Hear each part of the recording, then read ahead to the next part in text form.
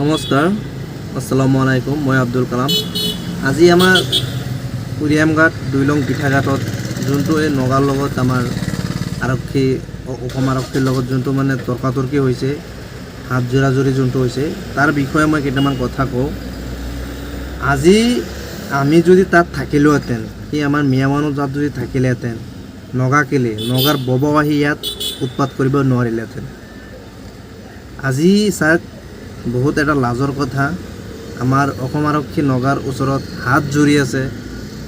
এইটো আমাৰ চাই বহুত বেয়া লাগিছে। এতিয়া ক'ত গ'ল সেইবোৰ দল সংগঠন, ক'ত গ'ল? এতিয়া যিবোৰ দল সংগঠনে তাত মিডিয়া লৈ গৈ কৈছে যে এইকেইটা অবৈধ বেদখলকাৰী, বাংলাদেশী, এন তেন অমুক তমুক, সেই দল সংগঠন আজি ক'ত?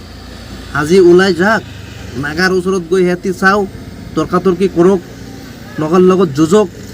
ইমান দম আছিলে, আজি সেই সংগঠনকেইটা গ'ল ক'ত?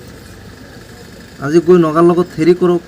কিন্তু মই অপেন চেলেঞ্জ দি ক'ব পাৰিম, আজি যদি আমি তাত থাকিলোহেঁতেন, নগাৰ ববা আহি দম দেখাব নোৱাৰিলেহেঁতেন। এতিয়া এইটো আমাৰ যোনটো ৰেংমাই বনাঞ্চল এৰিয়াটো আছে, এইটো অসম নাগালেণ্ড বৰ্ডাৰে পৰে।